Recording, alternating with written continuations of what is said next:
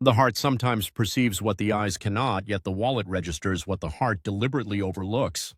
That sentiment encapsulates my entire journey. What I'm about to recount transpired over a span of 6 years, and I am still navigating its aftermath even today. If you appreciate our content, please subscribe and share your location in the comments. Your engagement fuels the continuation of these genuine narratives. My name is Austin, and this is my account involving two women from Thailand. Not concurrently, of course, but close enough to leave my mind in a state of disarray for years. I was employed in the oil and gas sector in Austin, Texas, earning a comfortable salary and residing in an attractive home in Westlake Hills, but I was utterly exhausted. At 43 years old, divorced twice, and completely disillusioned with American women. My first wife claimed half of my savings when I was 30. My second wife, well, she took the remaining half when I reached 40. When factoring in legal expenses, alimony, and the division of assets, I was financially depleted by close to $400,000. That is a significant sum, ladies and gentlemen. I vividly recall sitting in my vacant house after the second divorce, staring at the mortgage documents I was compelled to sign anew for a property I had already fully paid for once. The bitterness was consuming me entirely. My friend Jake had been extolling the virtues of Thailand for months. His Thai wife appeared to be a different kind of partner. She was respectful, caring, and not perpetually seeking more material possessions. One evening over drinks, he extended an offer that I found impossible to decline. He invited me to accompany them to Thailand the following month, mentioning his wife's friend in Chiang Rai, framing it as purely a vacation. He suggested it would help clear my head. I reasoned, why not? I had never visited Asia, and I desperately needed an escape from Texas and everything that served as a reminder of my personal failures. However, I had absolutely no inkling of what awaited me. The aircraft landed in Bangkok at 2 in the morning. The atmosphere was thick with humidity, akin to stepping into a sauna fully dressed. I had experienced Houston summers, but this was an entirely different sensation. Jake's wife, Nim, had arranged for her friend to meet us at the airport. I had seen photographs of her. Her name was Molly, which translates to Jasmine in Thai. She possessed a pleasant appearance, but I tempered my expectations. Upon spotting her holding a handwritten sign, something within me shifted. Molly was not conventionally stunning, but she had an authentic smile that radiated warmth. She appeared to be in her mid-30s, professionally dressed, and spoke English with a noticeable accent, yet with palpable eagerness. "Welcome to Thailand, Austin. Very happy to meet you." That initial evening in Bangkok, we ventured to a popular tourist locale near the river. Molly remained by my side, diligently translating everything and ensuring I was not overcharged by vendors. She requested nothing for herself, no drinks, no food, absolutely nothing. The following day, we took a bus to Chiang Rai. The journey spanned 6 hours, winding through picturesque mountains and rice paddies that resembled scenes from a motion picture. Molly drifted off to sleep with her head resting on my shoulder as we passed through an area near Lang. I found myself observing her slumber and reflecting, when was the last time I experienced such tranquility? Little did I know this newfound peace would come at a profound cost. Molly was employed at a resort situated outside Chiang Rai, managing reservations and excursions. She maintained her own modest apartment, lived independently, and possessed her own financial resources. This was not a woman seeking escape through me, or so I believed. For 2 weeks, we were inseparable. She introduced me to temples not featured in guidebooks, guided me to local markets where I was the sole foreigner, and presented me to her acquaintances as if I held particular significance.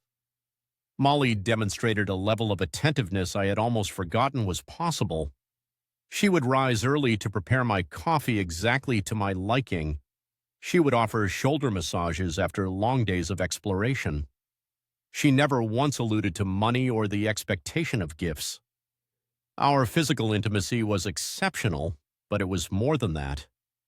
She listened attentively as I discussed my business-related anxieties, the acrimony of my divorces, and my weariness with the American dating scene. She would hold my hand and say, "In Thailand, we cherish men who cherish us." When the time arrived for my departure back to Austin, I experienced a profound sense of unease. At the airport, Molly shed genuine tears. There was no pretense, no dramatic display. It was authentic sadness that caused a tightness in my chest. "I will miss you already, Austin. You are a good man. You make me feel special." During the 15-hour flight home, her presence was a constant thought. I should have recognized that this growing infatuation would ultimately lead to my undoing. Upon my return to Austin, everything felt desaturated and devoid of meaning. My oil and gas consulting enterprise was performing adequately, but my personal motivation had waned considerably. I was generating substantial income, yet I possessed no desire to spend it on anything other than communicating with Molly. We conversed daily via Skype. Do you recall when that was the primary method for international video calls? The significant time difference meant I was staying awake until 2 in the morning, Texas time, to connect with her during her morning hours in Thailand. I was utterly captivated. She would share details of her day, inquire about mine, and send me photographs of meals she was preparing or places she had visited, always exuding cheerfulness and genuine interest in my life. After 6 weeks of this agonizing routine, I booked another flight to Thailand. My application for a tourist visa was denied on 2 occasions. The United States Embassy in Bangkok essentially informed me that Molly's approval would only be feasible if we were married. I stood in that embassy waiting area, my shirt drenched in sweat, contemplating my 2 failed marriages and the substantial financial losses I had incurred. Every rational thought was screaming at me, "Do not proceed." However, when I observed Molly's disappointed expression, all reason dissolved. "Let us get married," I declared, "here in Thailand, and then we can apply for a spousal visa." Molly was overcome with emotion, bursting into tears and embracing me tightly. The entire waiting room was observing us, but I was indifferent. For the first time in years, I felt as though I was bringing genuine happiness to another person. We solemnized our union 3 days later at a district office in Chiang Rai. There was no elaborate ceremony, no festive community gathering, merely the completion of paperwork and a few photographs. Molly wore a simple white dress purchased from a local market. The spousal visa received approval within 2 months. I returned to Thailand to escort her back, and we came back to Austin together as husband and wife. Those initial months in Texas were nothing short of idyllic. Molly was enthralled by everything: the supermarkets, the extensive highway systems, the functioning air conditioning.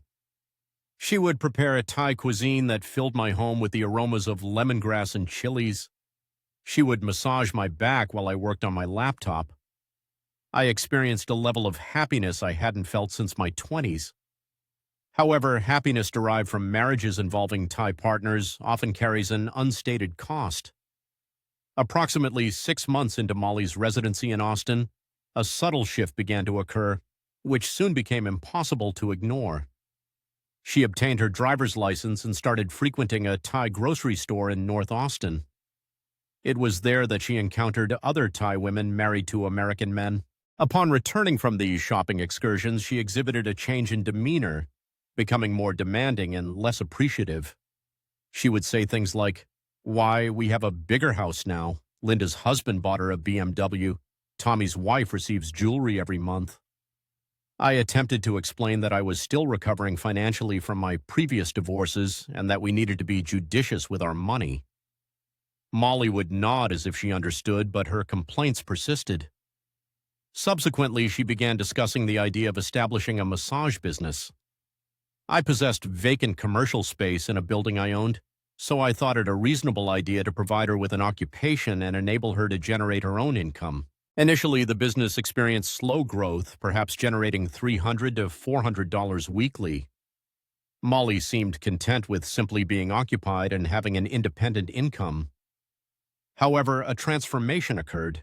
Around the 8th month, she was suddenly bringing home $1,500 to $2,000 per week.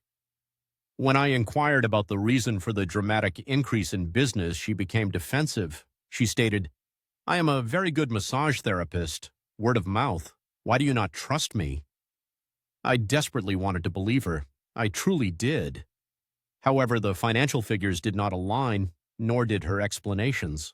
With Molly now earning a substantial income from her massage enterprise, I anticipated she would exhibit greater independence and contentment. Instead, her demands escalated to an unprecedented degree. She would frequently say, "I need $5,000 to send to my mother. She is ill. I want to purchase gold jewelry." In Thailand, a husband always buys gold for his wife. My cousin requires financial assistance for her education. We are family. We assist family. Each week presented a new urgent need, a novel cultural obligation, or another justification for me to disperse funds. When I requested further details or suggested we establish a budget for these expenditures, Molly would become irate. She would exclaim, "You do not understand Thai culture. You are stingy. What is the value of an American husband if he does not support his wife's family?" I yielded more often than I should have. $1,000 here, $2,000 there. It proved simpler than engaging in conflict.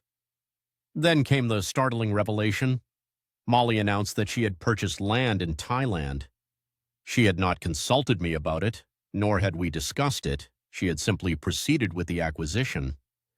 She stated, "I have bought beautiful land near Chiang Rai, 2 million baht. It is a very good investment." 2 million baht represented approximately $60,000 at that time. She had already made a deposit of 600,000 baht, utilizing funds from her massage business and the money she had been extracting from me. She then declared, "I need you to help pay the remainder. We are married, so this land is ours together." I refused. This led to an intense argument that spanned 3 days. Ultimately, I consented to contribute $10,000 solely to end the protracted disagreement, but I stipulated that she would be responsible for the remaining balance herself. What I was unaware of at the time was that this land purchase was merely the initial phase of her meticulously crafted plan. Approximately 2 years into our marriage, Molly began socializing with her Thai girlfriends. She referred to these outings as girls' nights. Every Friday and occasionally on Saturdays as well, she would return home at 3 in the morning, either intoxicated or, in some instances, not returning at all.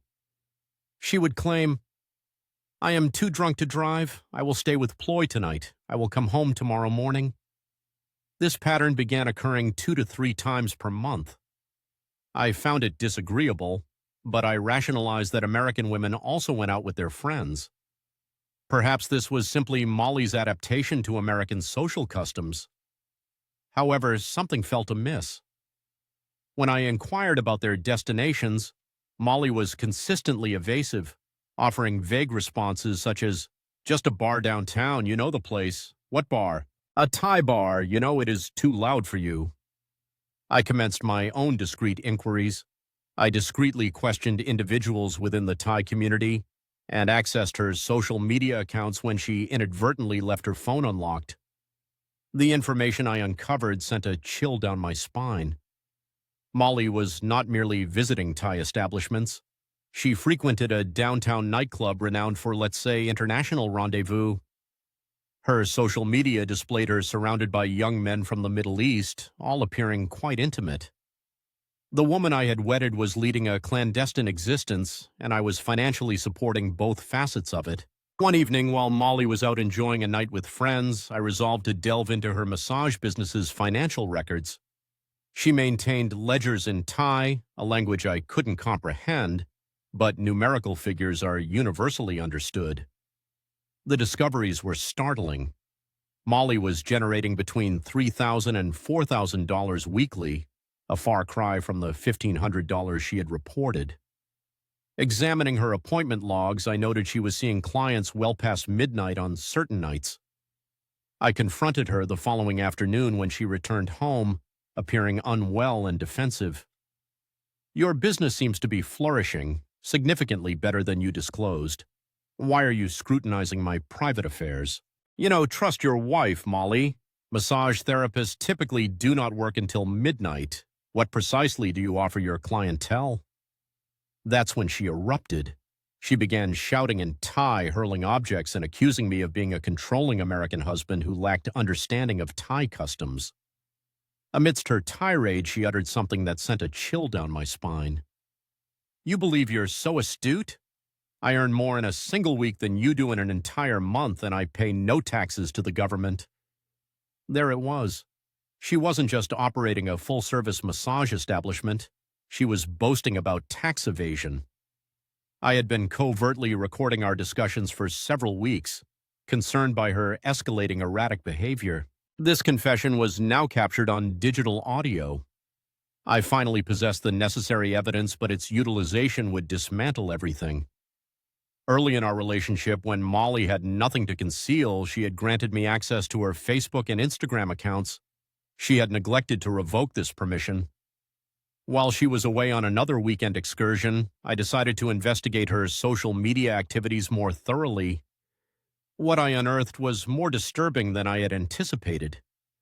Images from nightclub restrooms featured young men who appeared to be no older than 25.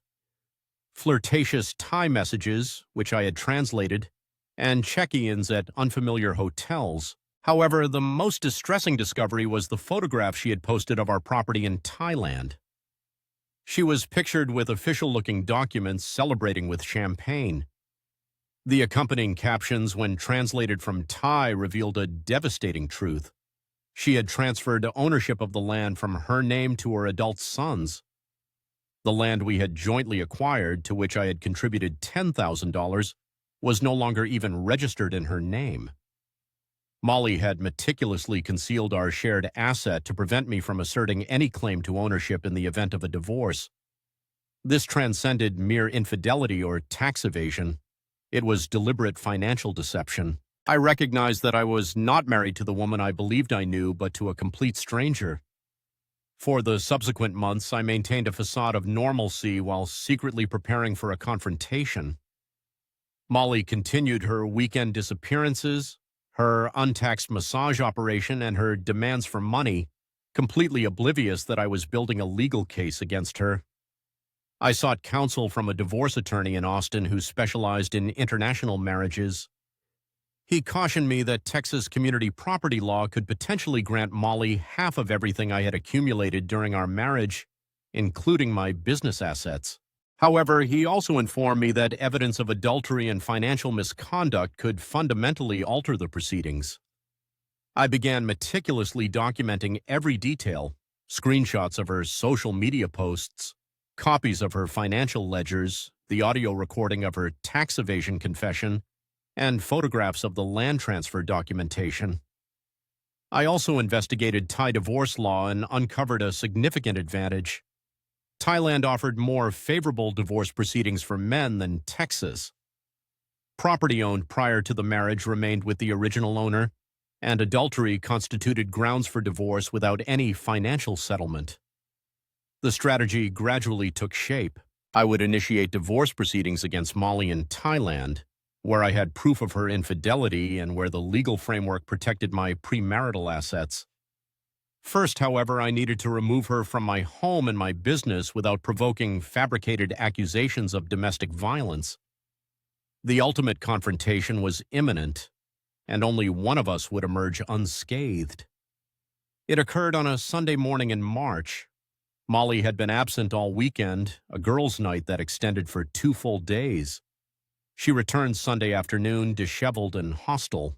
I had spent the weekend boxing up all her possessions and relocating them to the garage, had the house locks changed, and installed surveillance cameras in the driveway and around the property. Upon pulling into the driveway and observing her belongings, Molly lost her composure.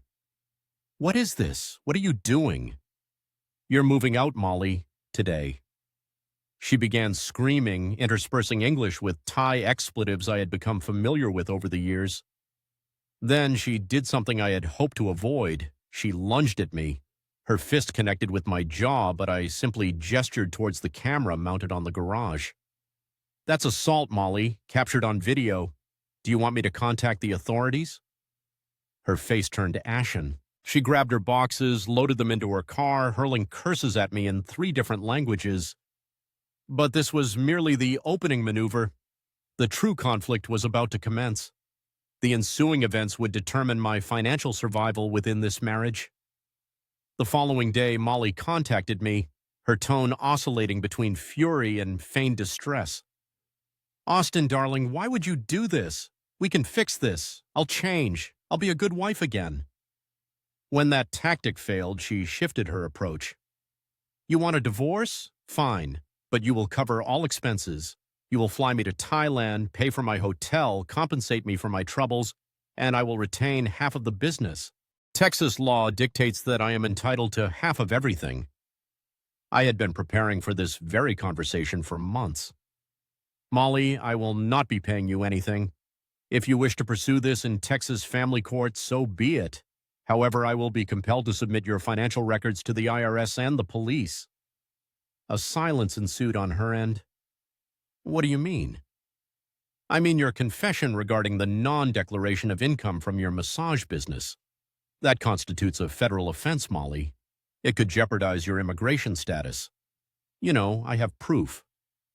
I have an audio recording, and if you attempt to claim half of my business assets, I will contest for half of that land in Thailand. I possess copies of the original purchase agreements and the transfer documents where you attempted to conceal it."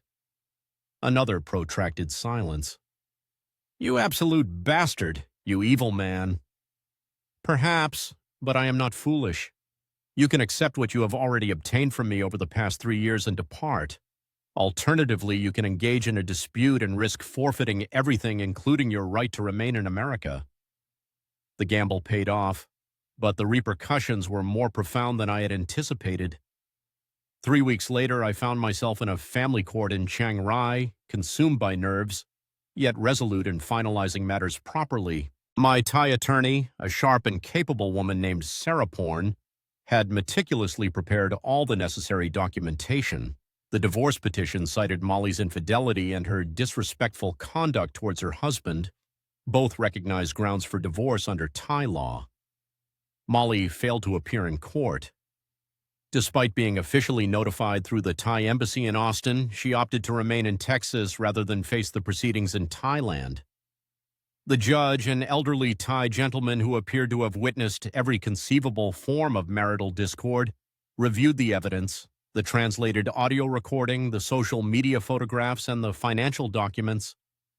His expression conveyed a clear message. Even without understanding Thai, I could discern his palpable disdain. The divorce was granted in her absence. Molly was ordered to contribute half of my legal expenses, approximately $1,500, which I knew I would likely never receive. However, I was liberated. Walking out of that courthouse, I felt an unprecedented lightness. The entire process had cost me approximately $3,000 in legal fees, a mere fraction of what a divorce in Texas would have entailed. Yet my narrative was far from complete. In fact, the most peculiar chapter was just beginning. I was scheduled to fly back to Austin the following day, but an inexplicable compulsion kept me in Chiang Rai for an additional week. Perhaps I needed time to process the recent events, or perhaps I was not yet ready to return to my solitary residence in Texas. My lawyer's assistant, a woman named Nan, offered to guide me through the city during my extended stay. She was a stark contrast to Molly, quieter, more introspective, with melancholic eyes that piqued my curiosity about her life story. Nan had been married to a Thai man who had abandoned her and their 2 young children 3 years prior. She was working 2 jobs to support her children and her elderly parents, struggling to make ends meet.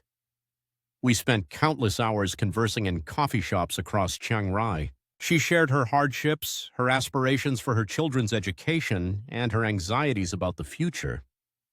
I found myself inclined to assist her while also genuinely enjoying her company. Unlike Molly, Nan never requested anything. When I offered to treat her to dinner, she insisted on a modest establishment.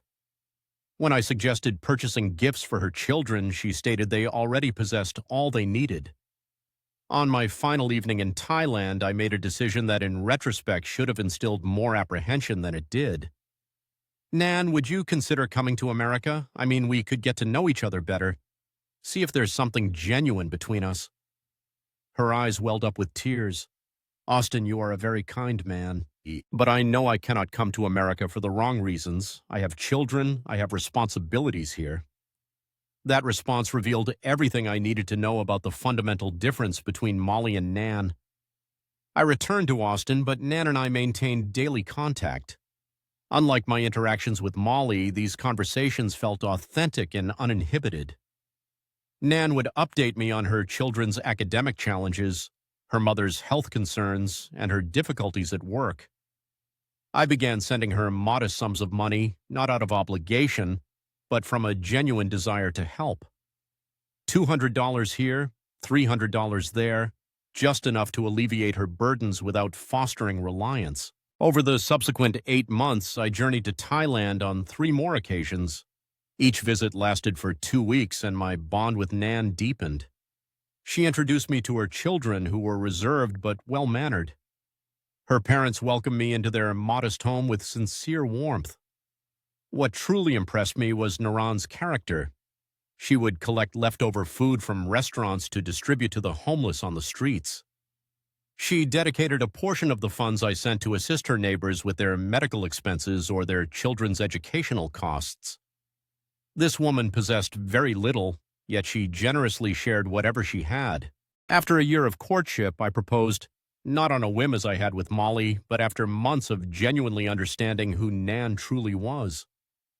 "I wish to marry you," I told her during my 4th visit, "not for immigration purposes or because I am alone. I love who you are, wholeheartedly." This time I believed I had learned from my past errors. This time I was certain I was on the right path. Naran and I exchanged vows in a small ceremony at the very same municipal office where I had married Molly 2 years prior. The irony was not lost on me, yet this felt entirely different. Naran's family was present, her parents, her children, her sisters. They treated me as one of their own from the outset, not as a source of financial support. The spouse visa application proceeded without a hitch. Within 3 months, Nan and her children were residing with me in Austin. The period of adjustment was more challenging this time due to the children's presence, but it was also more fulfilling. Witnessing Naran explore American grocery stores with her children brought immense joy.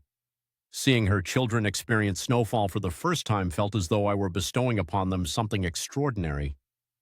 Nan secured employment at a Thai eatery in Austin. She had no financial need to work. I could comfortably provide for the family, but she desired to contribute. She would return home weary from serving tables, yet she would still prepare dinner for all of us and assist her children with their homework. For 2 years, everything felt idyllic. We were a genuine family. Nan never requested money, never demanded extravagant presents, and never complained about our way of life. However, perfection in Thai marriages, I was beginning to grasp, is frequently transient. The shift commenced in the 3rd year of our marriage.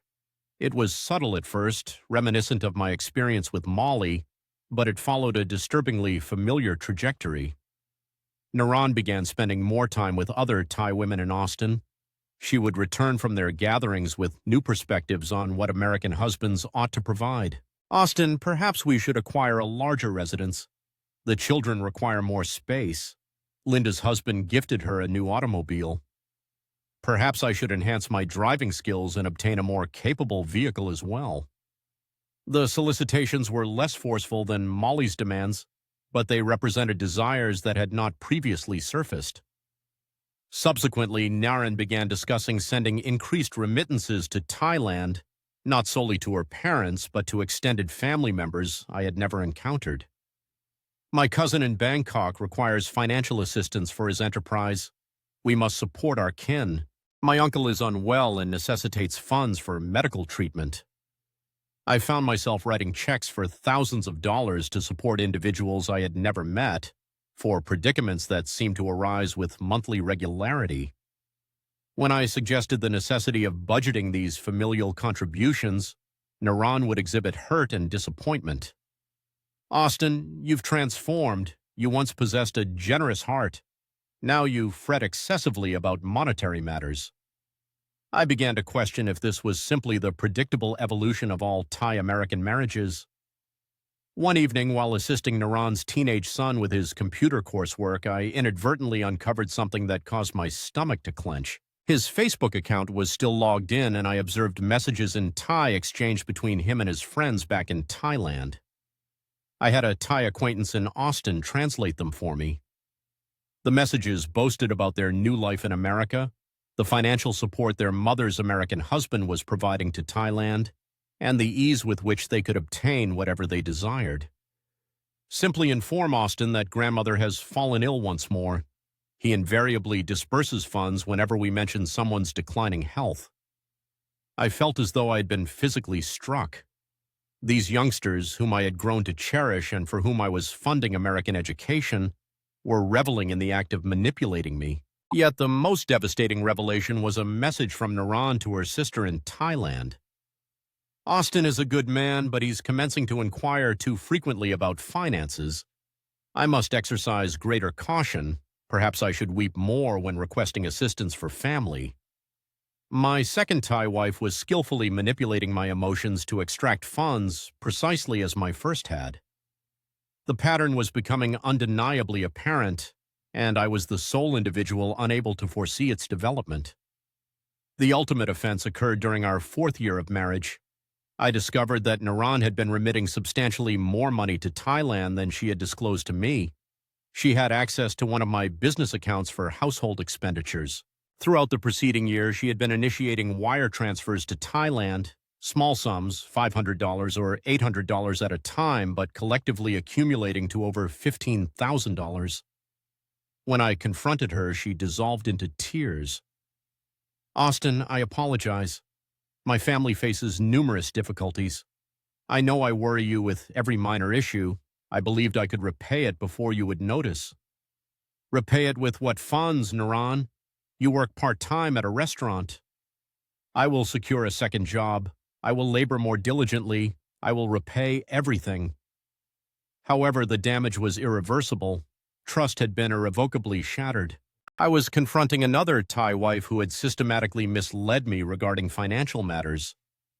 The crucial distinction was that this time I had detected it before the situation escalated to the same degree it had with Molly. I was faced with a choice: attempt to salvage this marriage or minimize my losses while the opportunity remained. Unlike with Molly, I still harbored affection for Naran. I recognized that her deception stemmed from a desperate desire to aid her family, not from avarice or malice. Yet love alone was insufficient to surmount the fundamental issue. I sat down with Naran for the most arduous conversation of my existence. I cannot repeat this experience. I cannot remain in a marriage where I am perpetually subjected to financial manipulation, even if the intentions are noble. She wept for hours. I will reform, Austin. I will be entirely transparent about our finances, and I will never send money to Thailand without our prior discussion. Please, Austin, I love you. The children love you. We will become a better family, I promise. A part of me yearned to believe her, but I had heard similar assurances from Molly, and they had lasted approximately 6 months before the old patterns resurfaced. I resolved to terminate the marriage, but I approached it differently this time. I provided Nan and her children with $20,000 to facilitate their return to Thailand and to help them establish themselves. I purchased a modest home for them in Chiang Rai and initiated a small business for Nan to manage. I did not seek an immediate divorce. Instead, I informed her that if she could demonstrate, over a period of 1 year, her capacity for financial independence and honesty, we would attempt to reconcile. It was a trial that I hoped she would pass, though I anticipated her failure. For the initial few months following Nan's return to Thailand, our daily telephone conversations were emotionally charged and difficult. She would implore me to permit her return to America, vowing that circumstances would be different. However, as the months progressed, an interesting development occurred. Nan ceased her request to return and began to concentrate on building her life in Thailand. The small establishment I had assisted her in founding was flourishing. Her children were progressing well in Thai educational institutions. She was forwarding me photographs of their family life, which depicted genuine happiness. More importantly, she discontinued her request for financial assistance from me. When her father fell ill and required hospitalization, She managed the expenses utilizing her own earnings and the support of her local family. For the first time in our relationship, Nan was demonstrating her ability to be both self-reliant and truthful. After 10 months, I journeyed to Thailand to visit them. What I discovered was unexpected. Nan had acquired greater strength and self-assurance. Her children were excelling academically and appeared more mature. The entire family had successfully adapted to a life independent of American financial aid. Austin, I now comprehend your prior displeasure.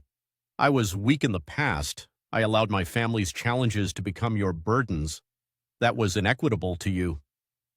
For the first time in years, I harbored a sense of optimism that an honest relationship might be achievable. Naran and I remarried in Thailand after her year of demonstrated independence. However, this time we did so with explicitly defined understandings regarding finances, familial obligations, and mutual expectations. We mutually agreed to divide our time between Thailand and America, spending 6 months in each country annually.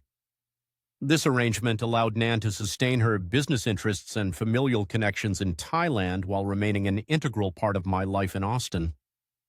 The arrangement has proven more successful than I had anticipated. When we are in Thailand, I am a guest in her environment. When we are in America, she is my partner, not a dependent.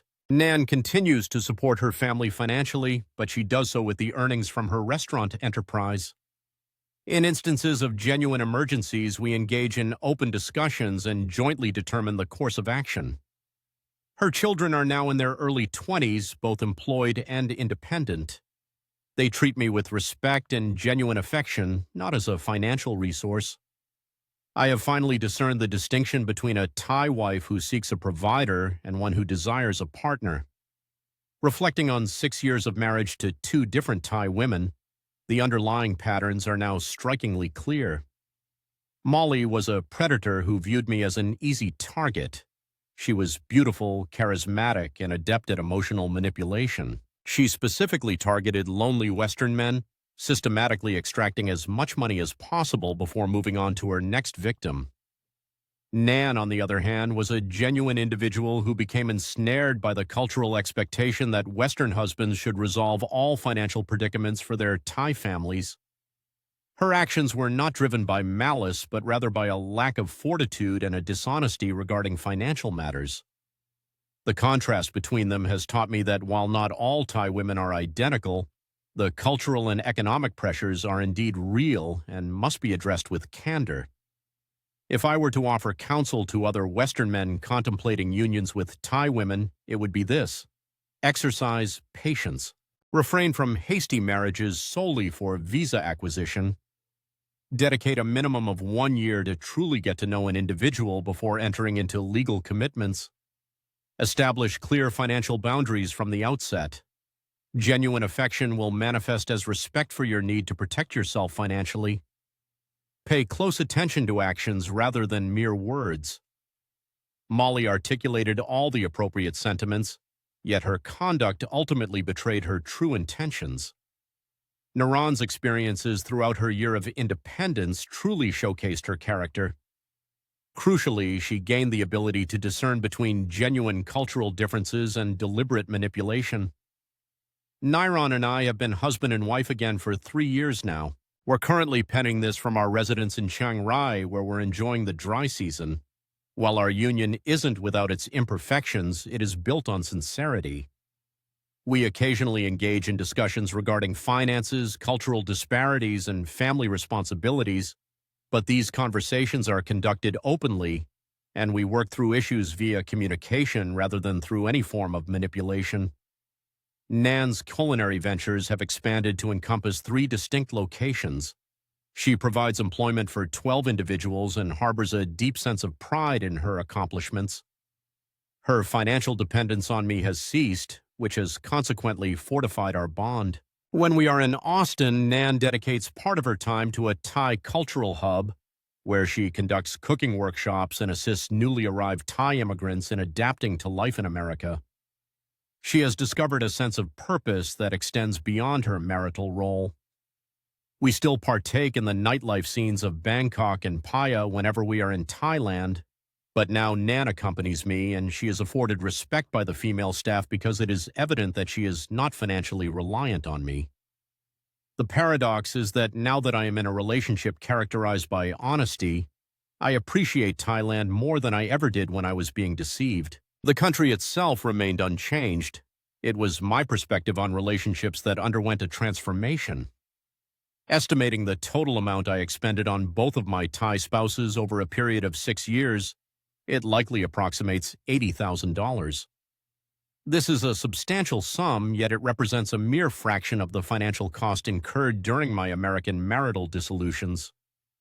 More significantly, the insights I gained into relationships, cultural nuances, and my own personal vulnerabilities were invaluable, far exceeding the monetary outlay.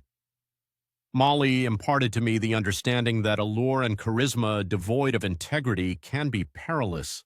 She also revealed my susceptibility to manipulation when I was feeling isolated and desperately craving affection.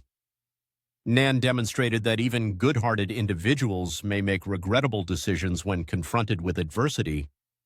Furthermore, she taught me that genuine affection necessitates candor, even when such honesty proves challenging. Presently, I am not an embittered expatriate lamenting about Thai women or cautioning others against international unions. Instead, I am an individual who has learned to navigate relationships with greater astuteness, irrespective of nationality. The reality is that both admirable and questionable individuals can be found universally. The essential skill lies in recognizing the distinction before formalizing any commitments. Thailand will forever remain an integral part of my life. This is not due to an infatuation with its nightlife or an inability to connect with Western women, but rather because I have cultivated a genuine existence here with someone I trust implicitly. If you are contemplating a cross-cultural partnership, always remember that the heart perceives what it desires, but one's financial situation often reflects the actual circumstances.